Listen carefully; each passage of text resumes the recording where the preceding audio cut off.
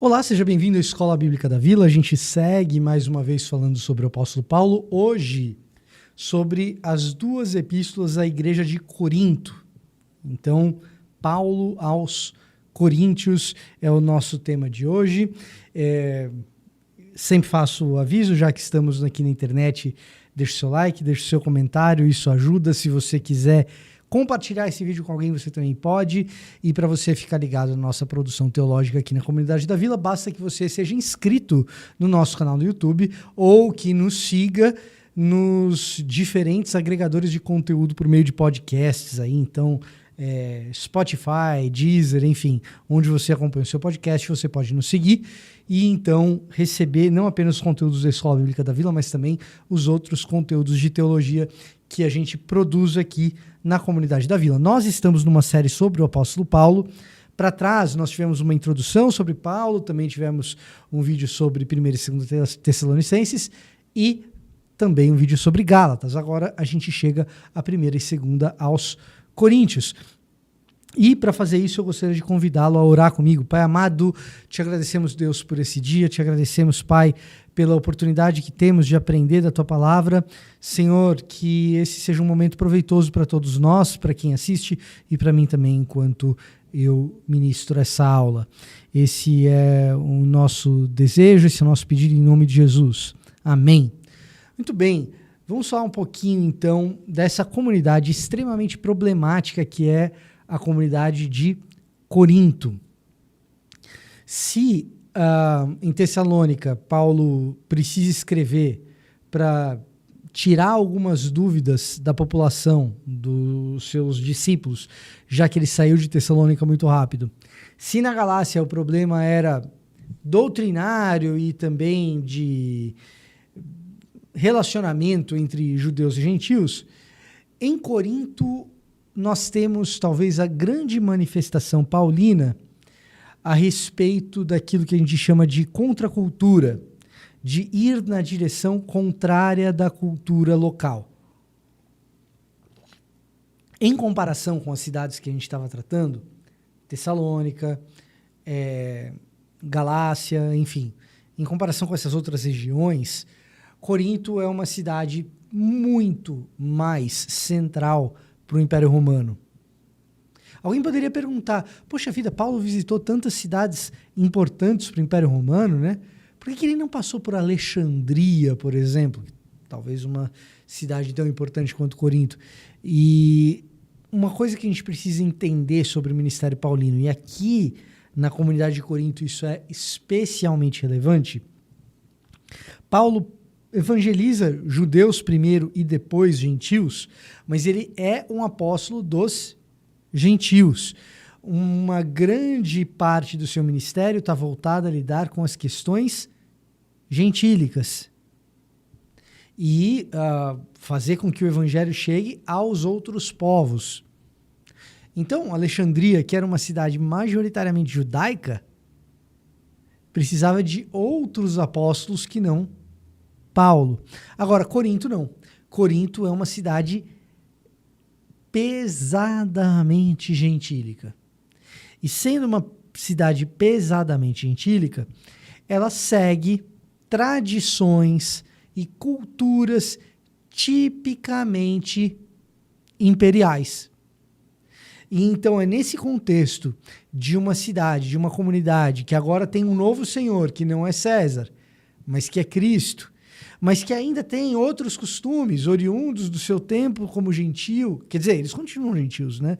Mas do seu tempo, distantes de Jesus, ali Paulo vai ter que explicar um pouco melhor por que o comportamento deles é tão complicado. Uma das grandes questões que permeia a carta é a relação de patronato e clientelismo, tão tipicamente romana no período do Império. O que é patronato e clientelismo? O cliente e o patrão, qual que é a ideia? A ideia é de pessoas importantes, pessoas relevantes que emprestavam a sua importância para outras pessoas desde que elas se mantivessem fiéis. Fiéis no sentido militar, fiéis no sentido de um pacto de cuidado com terras ou propriedades, fiéis no sentido eleitoral. Senadores romanos seriam patronos de uma série de pessoas que angariariam votos em currais eleitorais. Já ouviu falar disso? Pois é, Corinto. Nunca pensei em nada parecido em qualquer outra cultura. Corinto. E em troca dessa fidelidade, o patrono daria privilégios dentro da cultura romana, isenções de impostos. Em troca dessa fidelidade partidária na questão do voto, o patrono concederia determinados favores do Estado. Pois é, Império Romano, Corinto. Nunca vi nada parecido.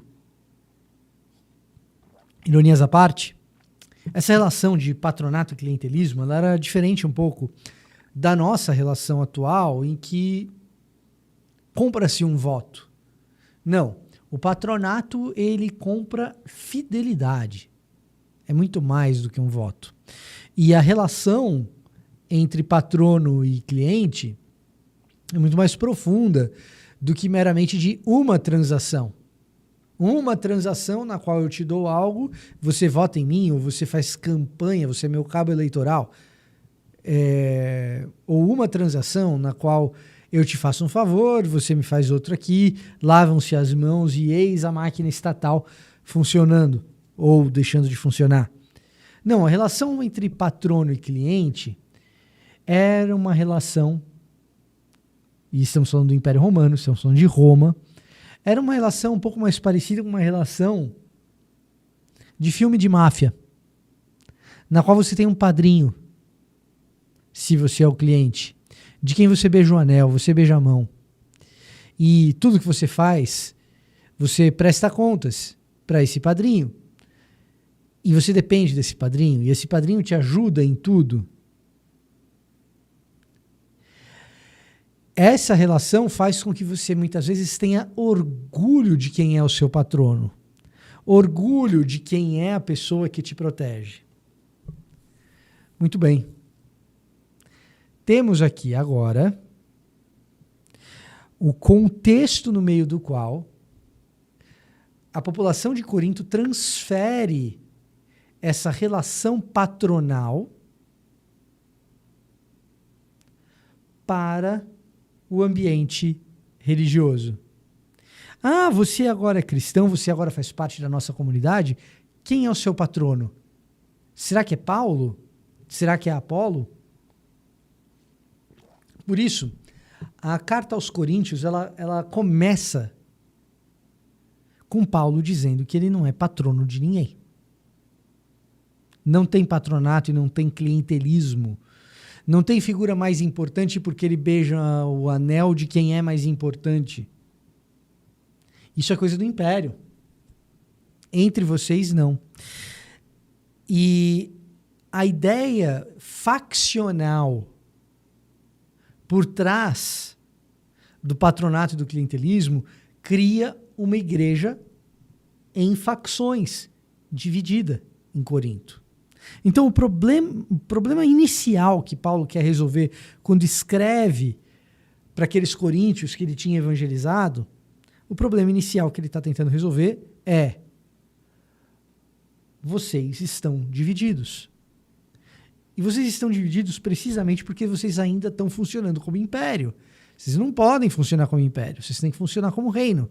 E daí a ideia de que, enquanto Tessalônica enfrenta um problema teológico e de treinamento e de discipulado, e a Galácia enfrenta um problema de convívio que tem raízes na teologia, Corinto enfrenta um problema de convívio que tem raízes na cultura, e Paulo tem uma teologia que se opõe à cultura. Portanto, tanto em 1ª quanto em 2ª aos Coríntios, o que nós vamos ver é Paulo desfilando um conjunto de argumentos a respeito de fé e cultura e como fé e cultura dialogam ou se digladiam, dependendo do contexto. Tanto em 1ª quanto em 2ª aos Coríntios, Paulo vai adotar uma espécie de retórica na qual ele delineia a teologia, ele explica a teologia, quase que deixando claro para aqueles irmãos em Corinto como uma teologia cristã briga com determinados elementos culturais e com outros ele é indiferente e com outros ainda ele concorda. E o tempo todo Paulo retorna para uma lógica, tanto na 1ª quanto na 2ª carta, na qual ele não se presta a responder sim ou não, este ou aquele, é pecado ou não é pecado. Paulo diz, decidam. Com frequência, Paulo diz, a teologia é essa. Agora é com vocês. Exceto em 2 casos emblemáticos. O primeiro, da facção, precisa resolver o problema da facção. E o problema da facção, Paulo sequer resolve. Ele simplesmente diz, está errado. Se resolvam. Eu batizei 1 ou 2 aí no meio de vocês. Então não venham dizer que eu sou patrono. E vocês não se tratem como um maior do que o outro, porque não tem facção melhor e facção pior. Vocês são todos parte de um mesmo corpo. Alegoria, ideia que Paulo vai usar recorrentemente.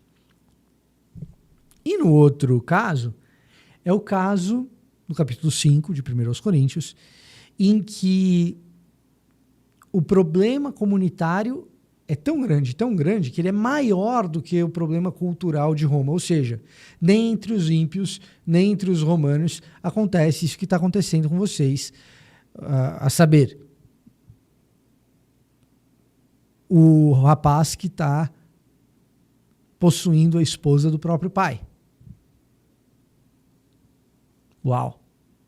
1 Coríntios 5. Então, eu, mesmo estando ausente de corpo, presente em espírito, eu sentencio. Tirem esse cara do meio. Tirem esse cara do meio de vocês. Esse cara é um perigo para a comunidade.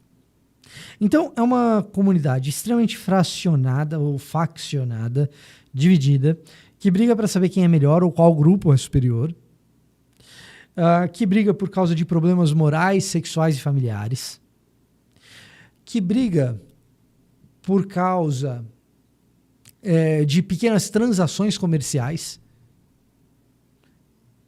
Então você tem ali, 1 Coríntios 6, o pessoal brigando por causa de contratos e pequenas questões comerciais e indo à justiça para resolver isso. Isso é da época que vocês eram do Império. Pequenas questões comerciais, vocês têm que saber resolver entre si. Paulo, de novo, e aqui ele está atacando especialmente uma espécie de mentalidade de guilda, de prática em que, quando você tem uma questão comercial a ser resolvida, a associação de comerciantes local é que diz como é que isso se resolve. Paulo está dizendo, a associação de comerciantes local, 1 Coríntios 6, essa ideia, a associação de comerciantes local não deveria ser o árbitro de sabedoria na comunidade da sabedoria. Tá? É bom ter uma nota a esse respeito, porque algumas pessoas usam o texto de 1 Coríntios 6, a partir do versículo 1 mesmo, para dizer, olha, tem problemas entre vocês, não procurem a justiça secular, resolvam entre vocês. Bom, se forem pequenos problemas, pequenas causas comerciais, como o versículo 2 dá a entender, dentro desse contexto, inclusive, de patronato, clientelismo e de guilda, se forem pequenas querelas comerciais, é isso mesmo, resolve dentro da comunidade. O problema é que muitas vezes isso é usado para crime, né? Abusos dentro da igreja, tal. O pessoal fala, não, 1 Coríntios 6 diz para não levar para a justiça. Pera. Pequenas causas comerciais a gente não leva para a justiça. Crime tem que levar para a justiça secular, sim. Tá? Então a comunidade dividida para saber quem é melhor, para saber qual grupo é melhor. É uma comunidade dividida por questões familiares e sexuais. É uma comunidade dividida por pequenas causas comerciais. É uma comunidade dividida pela embriaguez e pela diferença econômica dos membros, 1 Coríntios 11, e é uma comunidade dividida pelas manifestações sobrenaturais do Espírito Santo de Deus. Pensa numa igreja bagunçada, hein?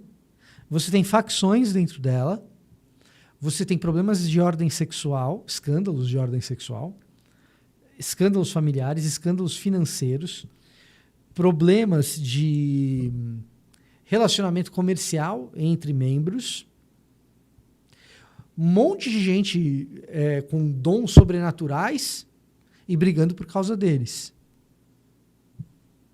Parece alguma coisa que a gente já viu?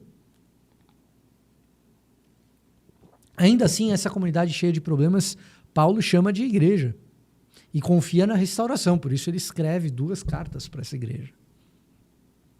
2 cartas nas quais ele clama para que aquelas pessoas deem mais voz e deem mais ouvidos para Cristo e para o reino do que para a ideologia imperial.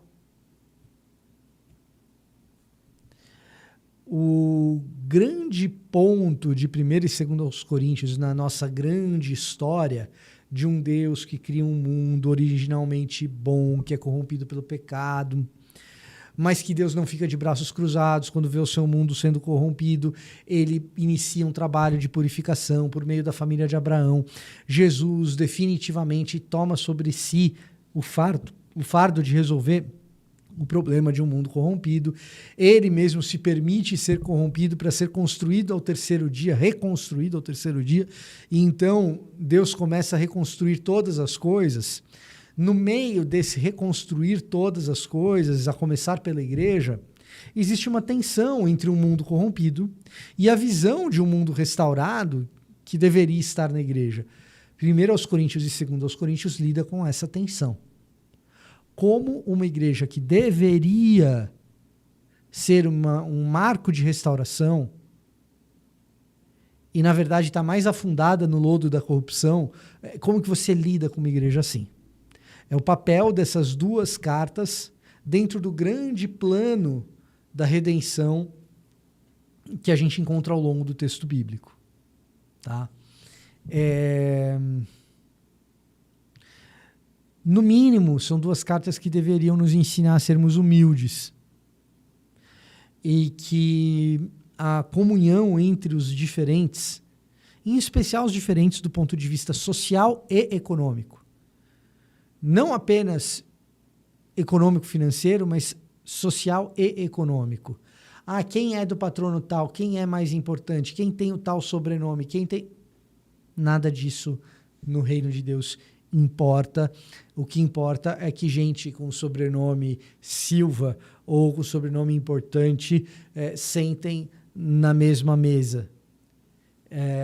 Não importa se você é filho do fundador da igreja, se a sua família tem todos os presbíteros, se você... Não importa. É todo mundo irmão. É todo mundo igual. Esse é um grande ponto. E todo mundo também é diferente. Cada um tem um dom. Cada um tem um jeito de ser. E nessa diferença, todo mundo senta na mesma mesa. Então, 1 e 2 Coríntios tem essa tônica importante para que a gente conheça e entenda melhor o que acontece com essas duas cartas do apóstolo Paulo. Na aula que vem, a gente vê Romanos. Então, se você gosta das discussões grandes, teológicas e tal, talvez a gente passe rápido por elas, que a nossa ideia é situar Paulo nesse grande plano redentivo, né?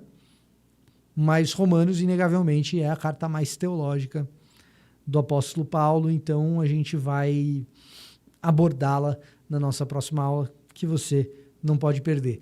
Eu vou ficando por aqui. Até a próxima.